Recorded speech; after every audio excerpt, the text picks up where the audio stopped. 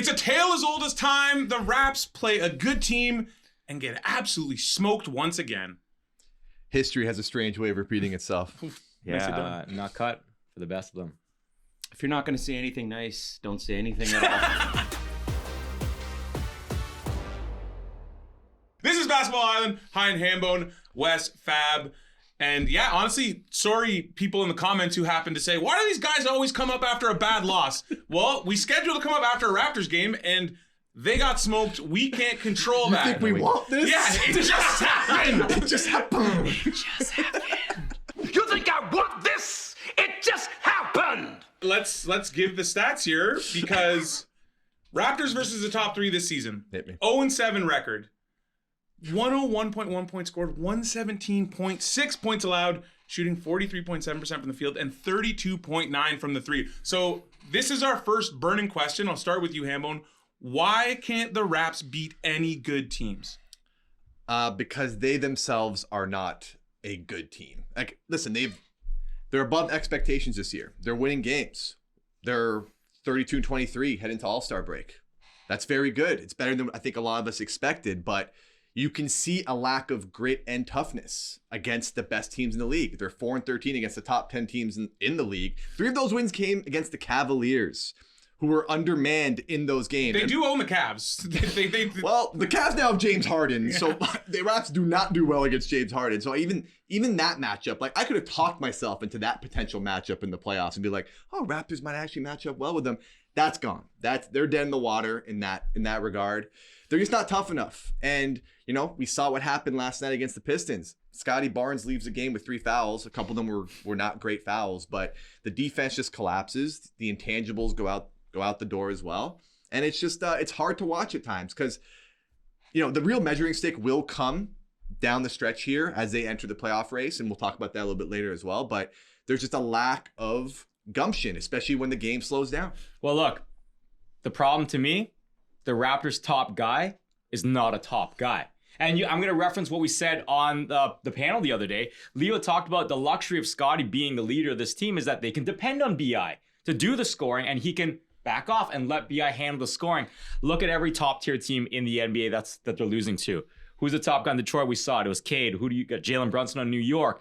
Jaylen Brown doing his thing for Boston. And you look at the West, same sort of thing. Scotty's a top guy for the Raptors, but can he handle the clutch time scoring one-on-one the way Cade did? That's not him. And so we've seen this with the Kawhi era Raptors. We've seen this time and time again in the NBA. If you want to talk about championship level team, you need to have a championship level superstar. I'm not knocking on Scotty. I think Scotty deserves to be the franchise player for the Raptors right now, but he's not at the level of some of these Cade Cunninghams, as these like Kawhi Leonards. He's not at that level. So if you're comparing against championship quality teams, the Raptors aren't there yet. He's a Scottie Pippen. Yeah, he's not there yet. That's his like, I think his potential. It's a tough, honest truth, but that's what it is. I mean, there's a lot of other reasons we can point to besides Scotty Barnes right now. I think we definitely all expected more from the Pistons game. The Raps were actually favored by tip-off, which is kind of crazy when you look back on it. There's no doubt that we've seen that these teams like Detroit, New York, when they step up the physicality, the Raps kind of wilt. And Detroit was definitely winning a lot of those 50-50 battles. They were killing them on the glass. And the problem with the Raps is it's all great that you can run and gun and you push and transition. Then teams shut that off. And when they dial in, the Raps get flattened in the half court. And I think it's just a roster thing that over time they're going to have to tweak because they don't have the shooting. They don't have guys who can knife into the paint, create paint touches and get to the rim quickly. Can't do that. Shed got basically played off the court yesterday. Scotty's not really doing that. Ingram, great score, but he's not really getting to the net. Like, he's more of a mid-range kind of guy. So on top of that, you lack shooting, which I think is apparent, especially when the bench comes in. I mean, just all over the place, you lack three-point shooting. So teams buckle down on you and you can't score. And that translates to other parts of your game. It's hard to be tough defensively all game when you can't generate anything in the offense. So I don't know if there's a solution to that right now, but they're going to have to, Well, but that's a huge problem come playoffs, because that is what you described is what happens in playoff basketball. Yeah, exactly. When the faucet comes off with those easy leak out buckets. Yeah. And if you can't operate in the half court, I'm sorry, but you're going home in the first round if you even make it out of the play-in. Yeah. Woo. Yeah. That's exactly what's going to happen if you can't. I think to me the thing, so Leo mentioned this on the broadcast last night, and I actually thought it was a very salient point. Brandon Ingram just got named to the All-Star team, and you laid an egg against an undermanned Pistons team who didn't have Jalen Duren and Isaiah Stewart. Yeah. Like, what are we doing here? The Ingram stuff to me was very troubling last night. Like we made the point, like we noticed, like Raptors lost every loose ball, it felt like.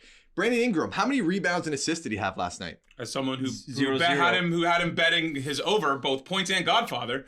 Zero. It's like, we had guys in there had a stat line 0, 0, 0, 0, 0. That's just not acceptable. Like, you lost the rebounding battle to guys like Javonte Green, Asar Thompson. Like, you could not corral a rebound. Even Duncan Robinson was getting frisky.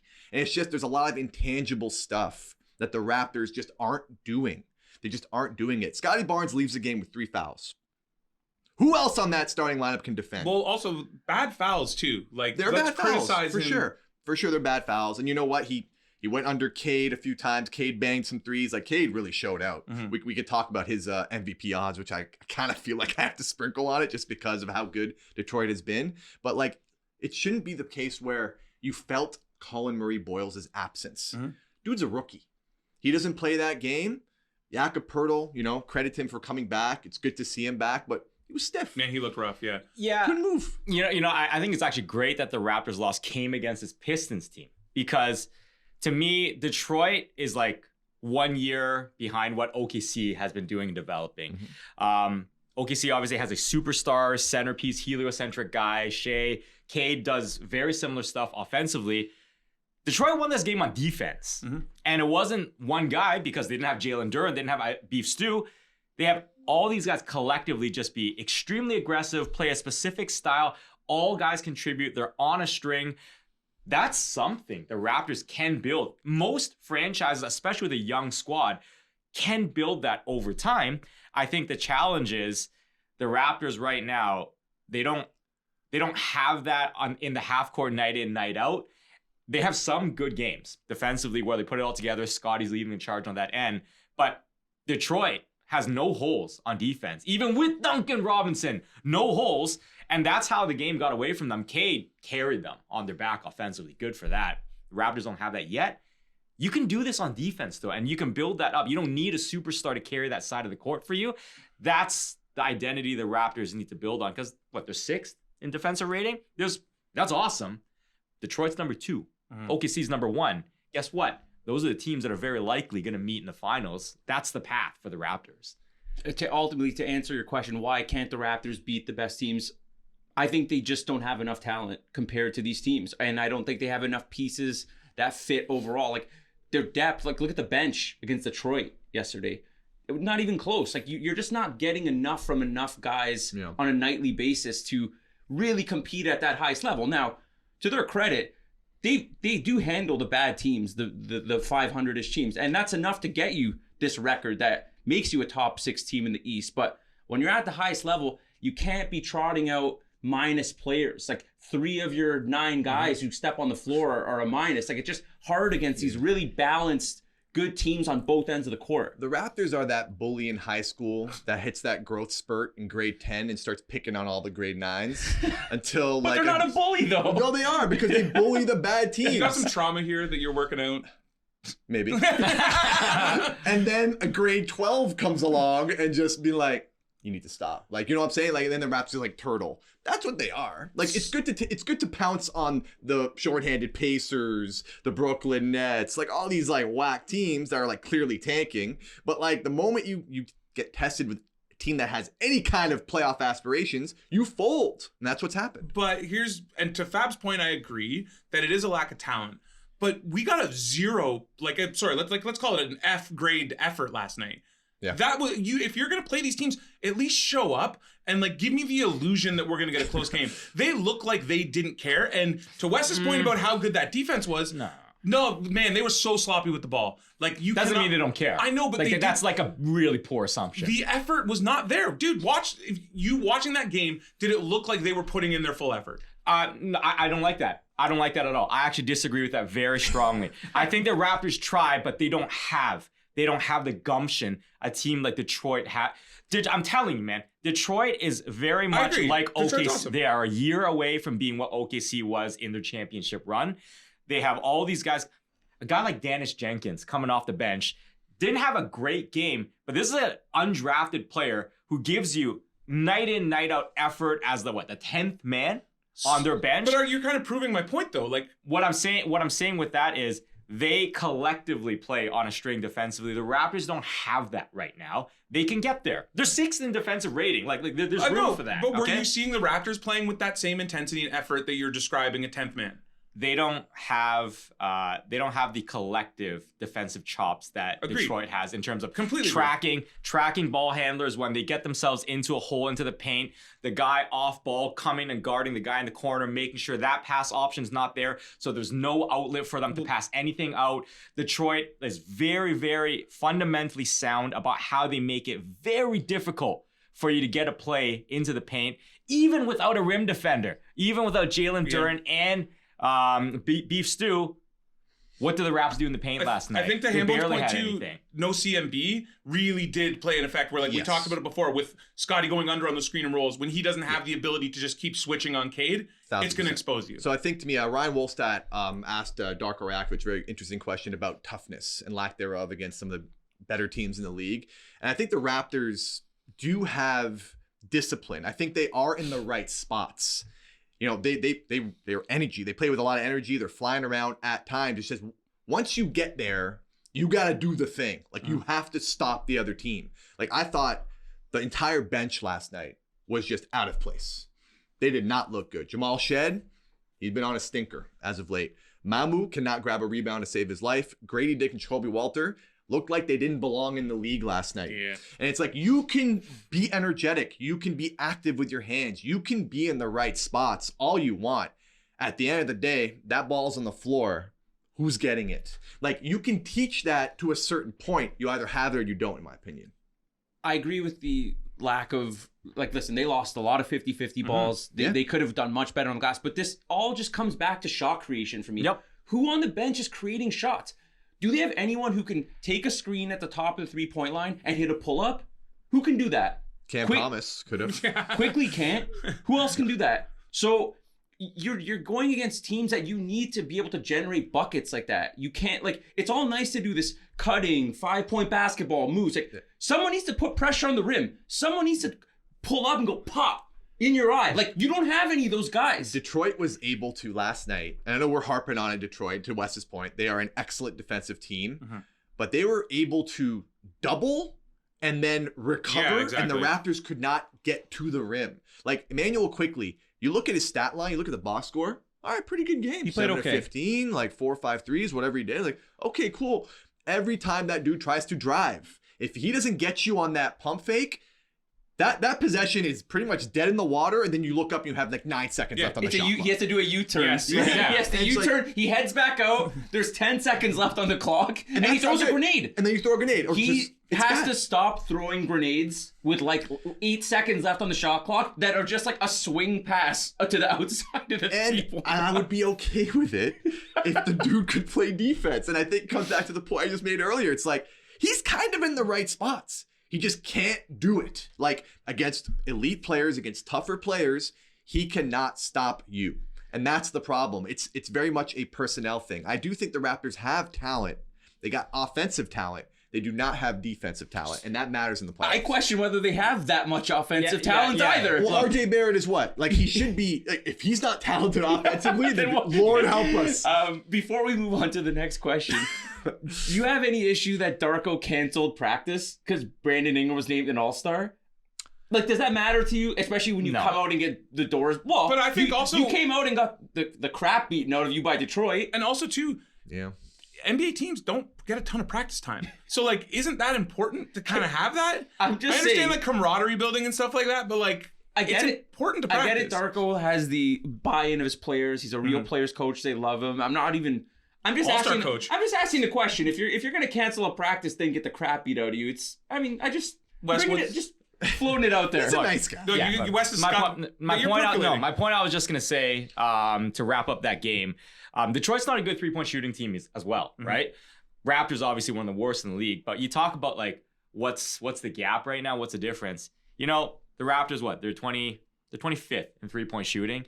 The difference between them and a top 10 3-point shooting team is 2%. 2% 3-point field goal percentage. So my point being is, at this level, the margins are so thin in terms of what goes from good to great. So the Raptors, they might have close to the talent they need, but they don't have enough shot making to punish teams like Detroit, who are very aggressive. There's not a guy on the 3-point line that can just make you pay. The Raptors probably are 1 or 2 pieces away having a guy like that who can really punish you when they make a good play into the paint. They don't have that yet. Having said that, going into the latter half of the season, we talked about Orlando's 3 games back. Do the Raps fall back into that play-in, or do you think they can finish with a top 6 seed? I think they can probably squeak out into a top 6 seed and then be first round fodder for anyone they play. That just seems to be the match. Like that's their destiny. And I think it's important that we need to see it. We're talking about it. We're prognosticating that they aren't going to be built for the playoffs because there are some warts in terms of toughness and lack of defense overall, other than, Scotty Barnes and Colin Murray-Boyles. I think anyone they play in the first round, I will be very happy if they can get it to 6 games. That's what I feel. That's what my gut says. Like, who are you matching up with? Philly? If Well, they you're not make gonna it play- there, you're probably not if they gonna play make it Philly, there, yeah. Boston, New York. You would likely play Detroit. one of Boston, New York, Detroit, or Cleveland. Cool. I'm Those just are- naming every team in the East. Cleveland. No. Okay. So They're gonna get cooked. And it sucks because Cleveland was a good matchup for them, but now with James Harden, the Raptors killer, It's over. Does his Raptor killing counteract with his playoff death sentence? I'm just naming. I'm literally going up every team in the Eastern Conference. Do you give them a shot to win? well, okay. I don't. Let's talk about the play-in first Yeah, before before we we go there. start talking about the playoffs. So Plus 135 on FanDuel to make the play-in. So they're 3 games up on the Magic, correct? Yes. And so 3.5 on the Heat. Yes. So I think they hold on to top 6 mainly because I do think they'll take care of business in the games they do. Their strength of schedule, I think, is middle of the pack. So they are 15th hardest strength of schedule, 504 remaining opponent winning percentage. And So I think- literally exactly in the middle of the league. I think the Magic are similar. Orlando is 18th. 19th hardest, 497. So pretty much pretty And similar. let's be honest, the Magic aren't covering themselves in glory right now. Yeah. They're having a lot of issues. They just lost to the Bucks at home. Like, that's an inexcusable loss. Okay, Cam Thomas or not. Hey, that boy can cook, but hey. I don't trust the Magic enough. I don't trust the Heat enough. The Heat have all Absolutely kinds should of not. issues too. So I'm not going to say by default that the 2 best words in the English language, Default. but I think they should be able to hold on. However, if the Hornets somehow keep winning at this yeah. rate, I wouldn't write them off either. Dude, name off every team in the East. Do you like the Raptors in a series against the Hornets? I'm just saying, I'm talking about the play-in right now. Okay. Holding Oh, on- even yeah. better. A 1-game Oh, I sample. know. I'm just saying, are they going to hold on to a top 6 spot? That's the question, right? Yeah, okay, going back to that question, I think the Raptors, with 27 games to go, they will make it top 6. Yeah. You look at the 3 teams that are trailing them right now. Maybe. Fab already went through it. They all have question marks. Even Philly has question marks. Embiid's not going to play back-to-backs. Paul George, he's got 20 games left in a suspension to go. There are a lot of things that are going to hold them back from really being able to take a jump up. You talked about the schedule. Raptors get 2 Pelly games. They get the Nets. They get the Jazz. They get the Mavs, Washington, Sacramento. They get a lot of these games against these tanking teams, which they've shown they take care of they handle business. biz. Well, guess what? Some of the teams behind them haven't. Milwaukee just beat Orlando. That was about Jazz.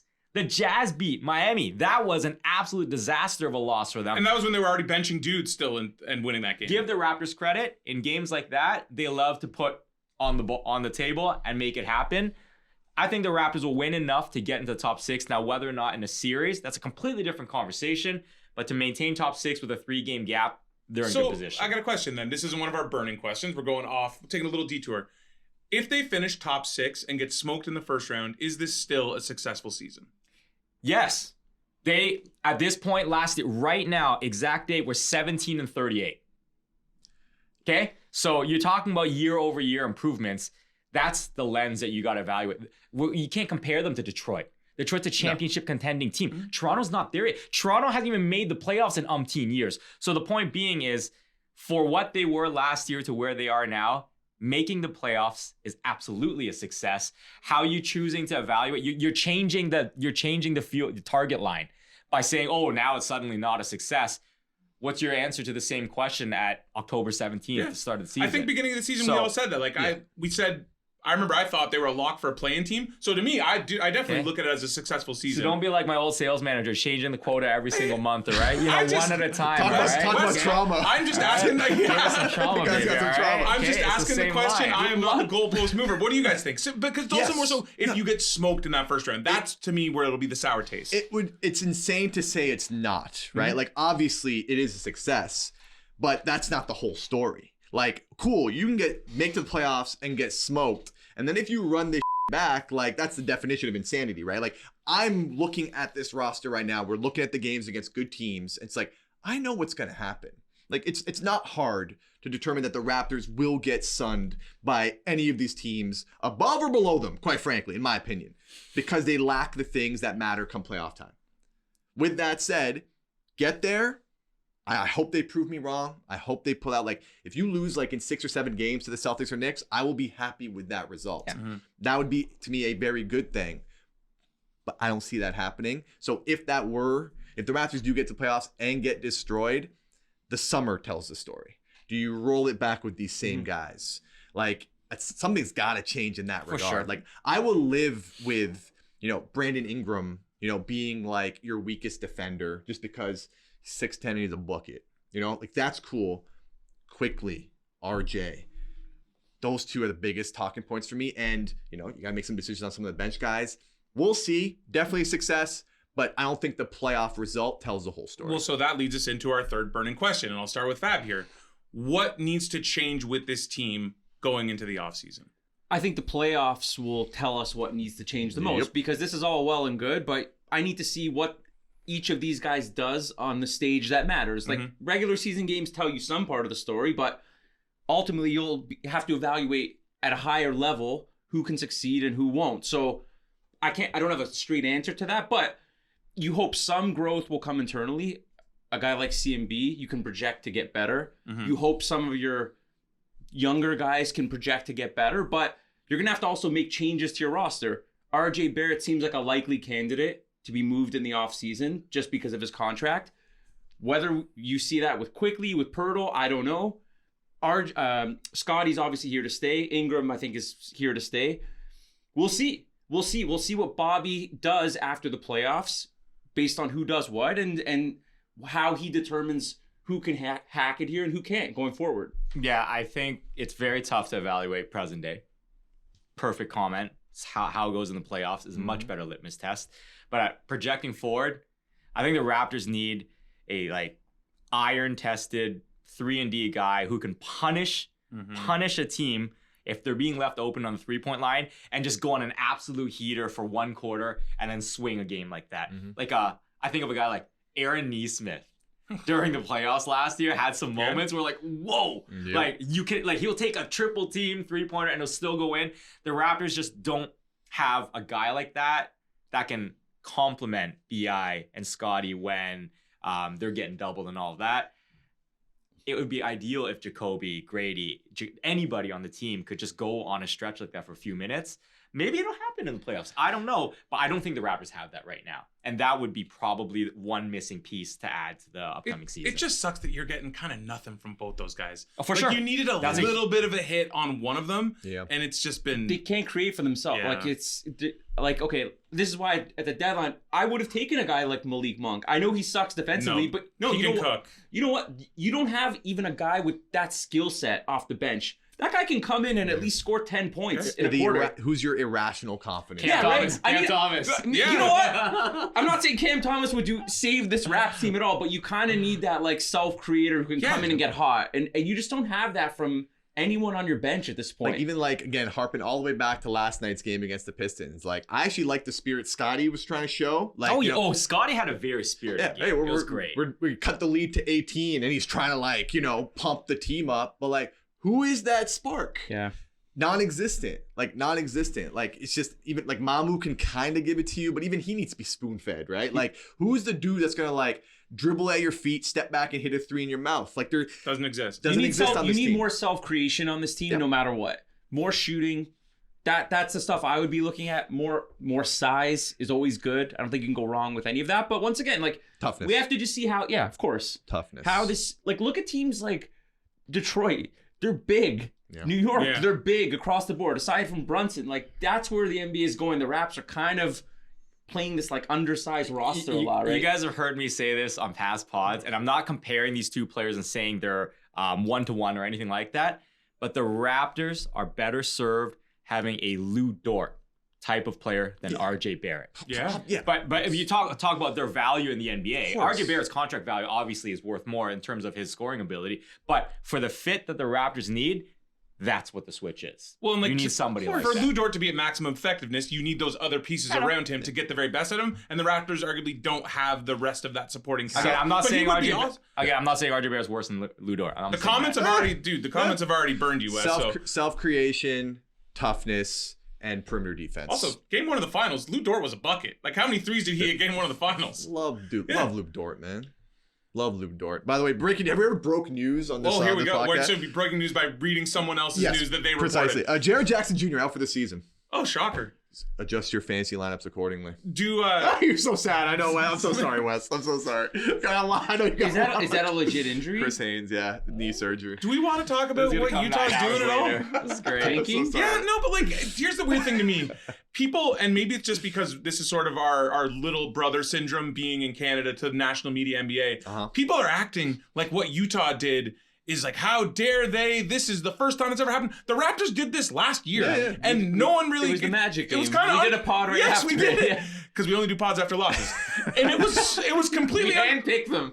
But like I've heard people on national pods being like, we have never seen this brazen type of tanking. It's like the Raptors literally did the exact same thing last year. So that's obviously not true, but I like the tanking stuff coming more to the forefront because Adam Silver should make a change here. There are fixes you can make to avoid this. Like let's be real. It's kind of an embarrassment that 8 teams are not trying It's not even Valentine's Day. for 30 games. Yeah. So like make things happen. Like you can fix this stuff. Do the thing where wins count for losses. So Wes and I fixed the NBA on the subway rack. Well, I have also got a solution to fix it. Let's do it. How can you fix it? You don't want a piece of it? It's very simple, but it comes down to greed, and that's literally how owners think. They're too Is this the Nick Wright idea? No, it's not. It's not that. It's very simply shrink the season to 66 games. Yeah, no. And then that's why I said it was us. And then a consolation round. Okay. From the losing teams, winner of that gets the highest percentage in the lottery odds. I thought Hambone was gonna suggest relegation. Oh, I was like, I want none of that. That'd be amazing. Once NBA Europe starts. Well, so like this dude, Adam Silver's like talking about expanding to Europe. How about just create another mini league here? Yeah. But like owners would never go for it because they're all greedy f***s. Like you're not gonna do it. Okay, so hold on. You're saying sorry, Connor. 66 games. And then there's a consolation Yes. where you get the best lottery odds. A tournament that For the gives best odds? you the best The odds. lottery tournament. People would watch that. Yes, they would. So, and then, Single limb. but the winner doesn't get first overall. You get like 75% chance to get first overall, and then the second. And you do like you can do it like you can do a 1-game elimination. You can do a home and home, like similar to how like the in-season tournament goes. No, but I think it has to be single elimination. sure, whatever you want. I just think the reward system can no longer reward the very worst teams. That's way too communist. Like, let's get them a team that is like in the bottom, but like still making an effort to compete and to be a championship level team. Easy, comrades. Let's not. Wait, we're brainstorming here. So your point about the single game makes sense because then the team that is like rated higher. So let's say the 27th overall team faces a 29th overall team. 27th overall team gets home court advantage in that game. It makes sense because then that gives them a reason to be a little bit higher in the standings. 66 games in a season. That's just a number we threw out there arbitrarily. But I think the math works with 66 as well for schedule stuff. And it's just like, so every game means a little bit more. And yeah, I think anything you can do to dissuade what's happening right now. I don't blame the teams. I blame the league. The league is to blame for this. Here's my question. It's sort of a solution. I saw this on Twitter. I wish I could give credit, but I forget who did it. It's X. What? Elon Stan over here. Fab got here in his Cybertruck. Okay, so what if you did the lottery at All-Star Weekend. And then you know what the lottery odds. So throughout the end of the year, you have teams that be like, hey, we can try to win and try to sort of build some cohesion with our team over the end of the year to carry into next year, because it doesn't matter. And we already know what the lottery odds are. I think there are unintended consequences with but that. Then you have an event for All-Star Weekend too. You want to spice up All-Star Saturday night? No. Here's the lottery. No one cares about All-Star Weekend. But they will if there's a lottery. They will if we change, if we follow Nick Back to the Wright. Nick Wright idea. Or the Royal Rumble. The Royal Rumble idea from Kevin Wild was also brilliant. No, like that's what it But comes why, down to. but why man. not do the lottery now, and then teams don't have no reason to lose because it's already you're done. still not It seems incentivizing- weird. I'm not ready for You're it. not incentivizing winning down the stretch. You're doing it for like, oh, they want to build team unity down the But stretch. that's It's like, important. nah, man, give them a reason. Like the players. Well, no, aren't gonna buy your into idea that. is wicked, but I don't think they'll do that. That or relegation, really. Isn't the basic just okay after All-Star Weekend, wins or losses? Then That would be great too. what's the? Isn't that not foolproof? Yes. There's no way Because then around everyone's that. going to try. Well, Yeah. you have to try. Sorry, you teams have proven that you're going to do anything to lose, so we're not going to let you do that anymore. You know what? No child left behind. Don't care. Teach at the top of the class. Reward the people. Reward the teams that are making an effort to put on a product for the fans, which is ultimately what matters the most in this entire thing. hold on. Give the fans something worth watching. Otherwise, fans are going to go watch another You know what? sport. So to your point, I purchased these a while ago. I got Mavs tickets. I want to go watch Cooper Flagg. I'm going to take my son to his first Raptors game. We picked a nice game on a Sunday. If Cooper Flagg doesn't play in that game, He's hurt. I know, but like, do you know? Sorry, Connor. Do you know how mad that will make me though? It's like those were expensive tickets. Sad state of affairs. On that note, that's all for us. You can catch us on YouTube, Spotify, Apple, wherever you get your podcasts.